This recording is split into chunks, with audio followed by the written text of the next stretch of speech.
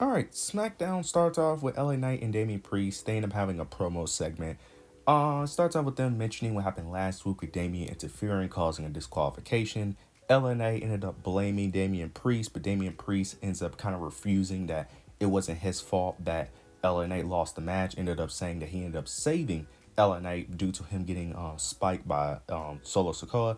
Then they go back and forth because LA Knight kind of feels like that he was trying to allude to the same thing that happened to Damian Priest at WrestleMania, him losing to Drew McIntyre, that he was going to lose to Drew McIntyre. They end up going back and forth, having their issues because they're both basically blaming each other for what happened last week.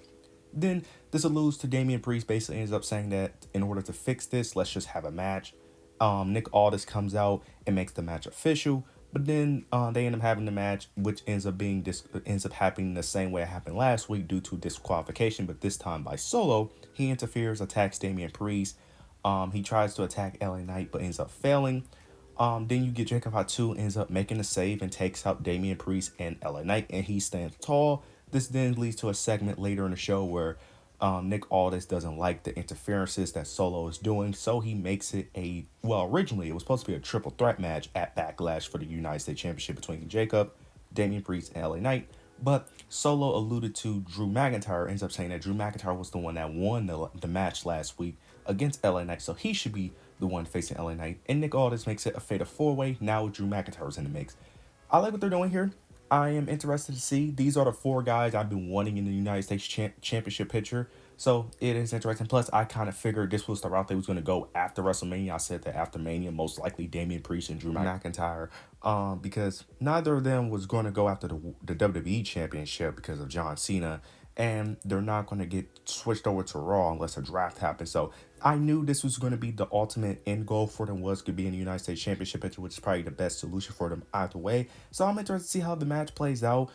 Jacob Fatu should win that match, but it does. I wouldn't say call it unpredictable, but it does make it more entertaining because I do not want to see a Jacob Fatu LA Knight feud. We have seen LA Knight in the Bloodline Vortex for a very long time, so we do not need that. Adding Damian Priest, adding Drew McIntyre should make it a lot more entertaining, and I can't wait for that match at Backlash. After this, though, we end up getting Fraxium versus Pretty Deadly. I'm not gonna really go over this match. It was a good match. It's Fraxium. I don't expect nothing less from them. This is just a match just to get them, over with the crowd, to get the crowd used to them. Kind of similar to what they did with the Motor City Machine Guns when they first got onto the main roster a bit. Yeah, I'm not gonna really go that in depth. Yeah, they should still be on Raw. I don't know why they're on SmackDown, but this is the choice they went with. Now there was a botch in this match where no, not Elton Prince. Oh my god, yeah, Elton Prince. That's his name. Yeah, Elton Prince was supposed to kick out, but he didn't.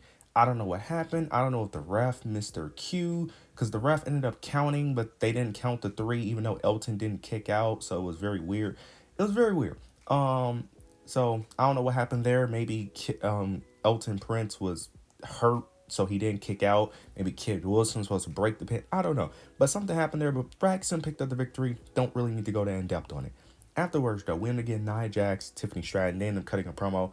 Nia basically mentions, her getting cashed in on and that she needs her championship back due to Tiffany not being deserving of it and that she never actually beat her.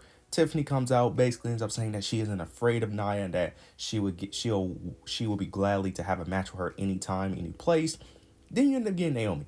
She comes out, she ends up mentioning the past of Tiffany helping Nia Jax, and she ends up saying that she isn't the same woman she was in the past, and that she wants the title. She basically wants a title opportunity as well. She ends up mentioning Jade and Bianca.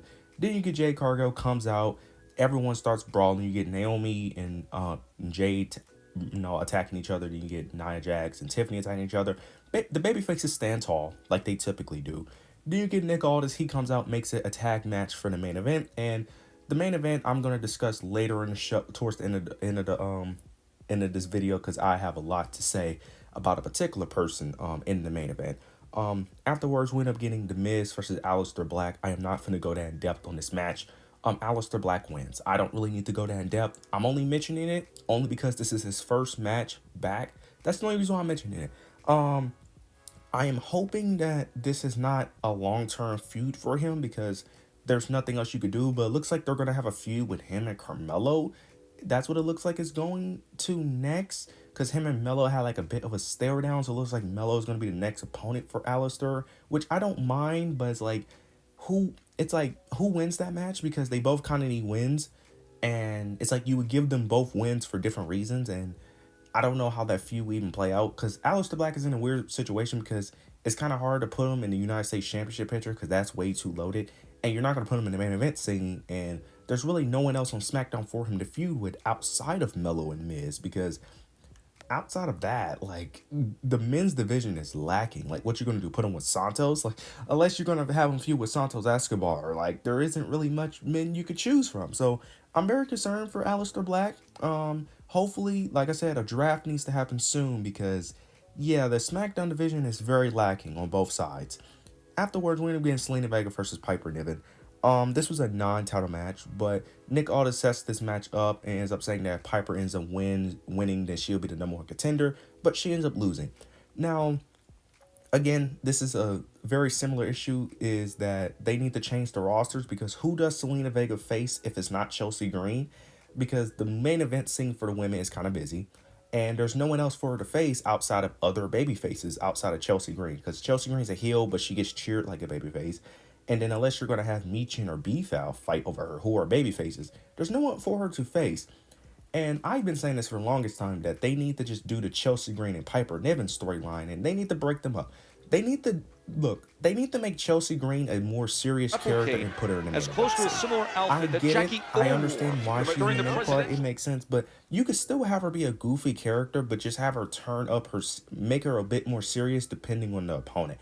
I think it's a very easy story to tell. Just have Chelsea Green be the arrogant, cocky heel who doesn't appreciate Piper and everything she's done, who eventually gets jealous of Piper. That way you can have another side story.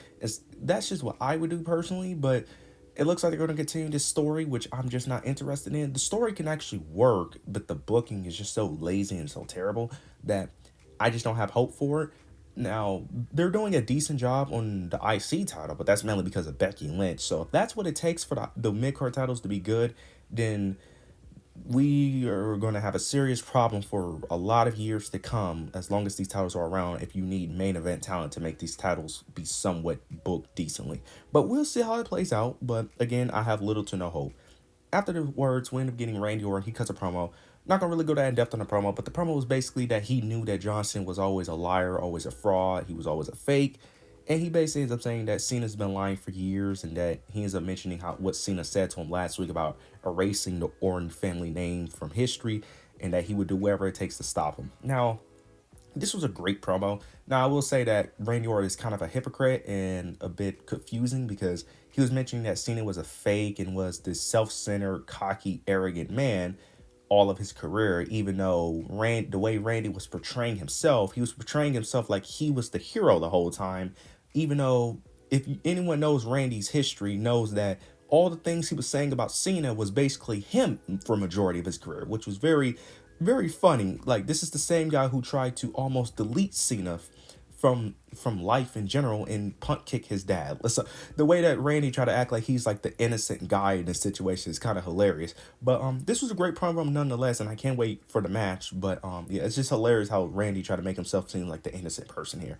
Now we get the main event, the tag team match. The baby faces win. I don't need to go in depth on the match. The match was fine. This is what I really want to talk about. After the match, you end up getting Jade Cargill holding the championship, holding the WWE Women's Championship, and you have Tiffany and Jade have a bit of a tug of war for the championship.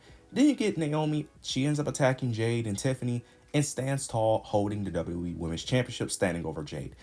The thing I want to talk about is Naomi. They need to start booking Naomi in this Jade feud a lot better. And I am kind of confused on why they're trying to have this have both stories interact. Naomi and Jade should be a separate thing, and Nia Jax and Tiffany should be a separate thing. I don't know why they're trying to combine both stories at the same time, especially because you guys are already struggling with TV time with a 3-hour show. You could just have two separate storylines that could take up your time. Have Nia Jax and Tiffany take up a good chunk of your TV time, and have Jade and Naomi take up a good chunk of TV time. You could easily do that. I don't understand why you're having both stories collide into one when you could just have them both separate take up. I don't know. But also, they need to book Naomi better. Naomi should be the next one in line for this title. I love Jade. I like what they're doing. I like Jade's new character, because this character that Jade is doing is great. Because Now she's still a babyface, but the babyface she was with Bianca, I'm glad that's gone because this character of her being a more dark, more arrogant, more ruthless, not being the cookie cutter babyface, I am so glad because that character just doesn't fit Jade. She may be a nice person in real life, but this version of Jade, she's just a heel. She's just a heel. Jade is a heel. She's not a babyface. You could maybe work her as a tweener, maybe, but she's a perfect heel. She does not need, or if you're going to make her a babyface, she needs to be the babyface she is now, where she's kind of working like a tweener type role in terms of her personality. But Naomi needs to be the one that wins this WWE Championship. I don't care how we get here, she needs to win. Now, I said that people need to tempt their expectations because my fear is that they're going to do what they did with Drew McIntyre, where they have him do all this stuff, have him have a great character, great build, the stuff he did at Clash with Damian Priest, the CM Punk feud. I feel like they're going to do all this just for him to be relegated to the mid card and not even win a championship. So I'm hoping that they do not do this here. Now, at first, I thought maybe it would be cool for her to win the United States Championship, but no, she needs to win the WWE Championship. Whether it's at Money in the Bank, if she wins the Money in the Bank briefcase, and I don't care how we get here. She needs to win that, and then you could probably have Jade Cargill, beat her for the WWE. You could do that, but she needs to win this. Now, I do like the idea of Jade winning it eventually, but Naomi needs to be the one that wins this championship. She needs to take it off Tiffany Stratton. My issue with that, though, is that I kind of fear that Tiffany Stratton is going to become the next Rhea Ripley in terms of her booking, where she's so well liked and so popular to the point where WWE doesn't want to really have her lose, kind of like what they do with Rhea Ripley to a degree, and they overprotect her. So we may end up having a situation there, but maybe I'm just projecting too much. But overall, this SmackDown was very mid. It was a very mid show, but the ending was somewhat entertaining with Naomi staying tall, and I'm hoping that is the end goal, but I'm going to tempt my expectations. But overall, you guys let me know your thoughts, opinions down below. Make sure to like, comment, subscribe. But yeah, that's it.